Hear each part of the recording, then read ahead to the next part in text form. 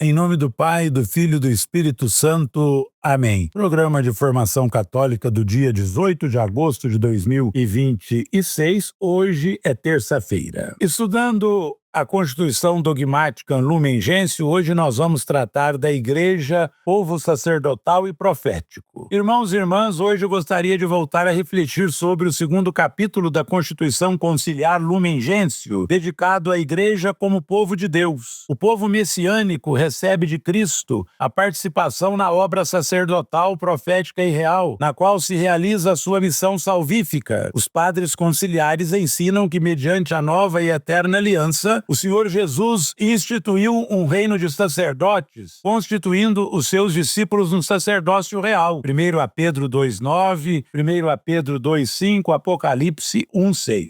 Este sacerdócio comum dos fiéis é conferido através do batismo, que nos torna capazes de prestar culto a Deus em espírito e verdade e de confessar diante dos homens a fé recebida de Deus por meio da Igreja. Além disso, mediante o sacramento da confirmação ou da crisma, todos os batizados são mais perfeitamente vinculados à Igreja, enriquecidos com uma força especial do Espírito Santo, e deste modo ficam obrigados a difundir e defender a fé por palavras e obras, como verdadeiras testemunhas de Cristo. Esta consagração está na raiz da missão comum que une os ministros ordenados e os fiéis leigos. A este propósito, o Papa Francisco observava assim: olhar para o povo de Deus é recordar que todos fazemos o nosso ingresso na Igreja como leigos. O primeiro sacramento que sela para sempre a nossa identidade e do qual deveríamos ser sempre orgulhosos é o sacramento do batismo. Através dele e com a unção do Espírito Santo, são consagrados para ser edifício espiritual e sacerdócio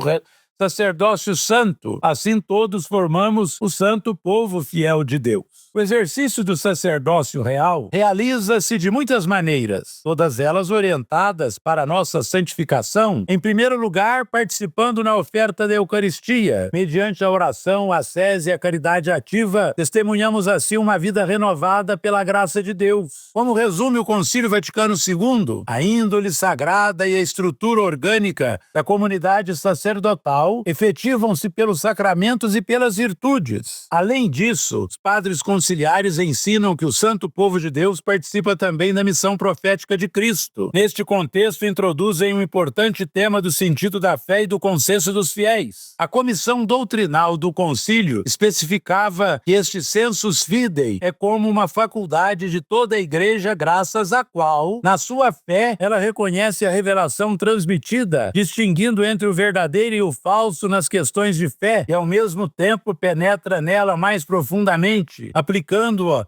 na vida de maneira mais plena. Por conseguinte, o sentido da fé pertence aos fiéis individualmente, não a título próprio, mas enquanto membros do povo de Deus do seu conjunto. A Lumen Gentium concentra a atenção neste último aspecto, pondo-o em relação com a infabilidade da Igreja, a qual está intimamente ligada, servindo-a, a do Romano Pontífice. A totalidade dos fiéis que receberam a unção do Santo não pode enganar-se na fé, e esta sua propriedade peculiar manifesta-se por meio do sentir sobrenatural da fé e de todo o povo, quando ele, desde os bispos até os últimos dos fiéis leigos, manifesta o consenso universal em matéria de fé e de costumes. Assim, a Igreja, como comunhão dos fiéis, que inclui obviamente os pastores e bispos, não pode errar na fé. O órgão desta sua propriedade assente na unção do Espírito Santo. É o sentido sobrenatural da fé de todo o povo de Deus que se manifesta no consenso dos fiéis. Desta unidade que o magistério eclesial salvaguarda, decorre que cada batizado é sujeito ativo da evangelização, chamado a dar testemunho coerente de Cristo, segundo o dom profético que o Senhor infunde em toda a sua Igreja. Com efeito, o Espírito Santo que nos advém de Jesus ressuscitado dispensa graças especiais entre os fiéis de todas as classes, com as quais os tornam aptos e dispostos a assumir diversas tarefas e encargos, cargos, proveitosos para a renovação e cada vez mais ampla edificação da Igreja. Uma demonstração peculiar desta vitalidade carismática é oferecida pela vida consagrada que brota e floresce continuamente, por obra da graça. Inclusive, as formas associativas eclesiais constituem um exemplo resplandecente da variedade e da fecundidade dos frutos espirituais para a edificação do povo de Deus. Caríssimos, despertemos em nós a consciência e a gratidão por ter recebido o dom de fazer parte do povo de Deus e também a responsabilidade que tudo isso implica. Ave Maria, cheia de graça, o Senhor é convosco, bendita sois vós entre as mulheres, e bendito é o fruto do vosso ventre, Jesus. Santa Maria, Mãe de Deus, rogai por nós, pecadores, agora e na hora de nossa morte. Amém. O Senhor esteja convosco, Ele está no meio de nós, e a bênção de Deus Todo-Poderoso, Pai, Filho e Espírito Santo, desça sobre vós e permaneça para sempre. Amém. Ide em paz e glorificar o Senhor com a vossa vida. Graças a Deus.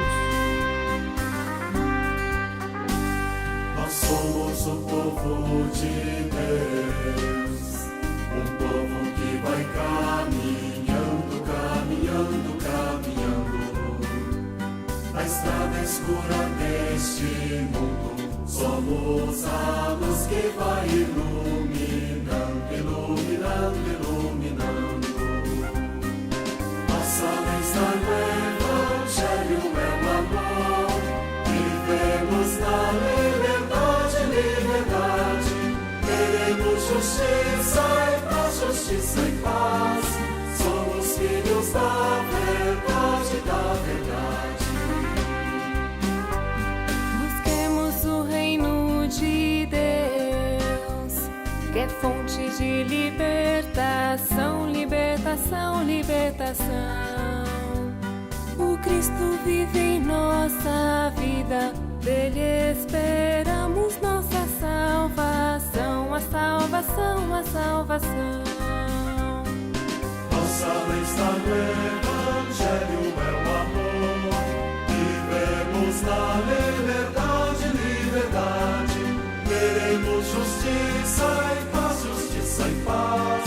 Somos filhos da verdade, da verdade. O reino de Deus é dos pobres, dos que trabalham pela paz, dos que trabalham pela paz, dos que lutam pela justiça, que avançam sempre sem olhar para trás, avançam sem olhar para trás. Nossa lei está no Evangelho, é o amor. Vivemos na liberdade, liberdade. Queremos justiça e paz, justiça e paz.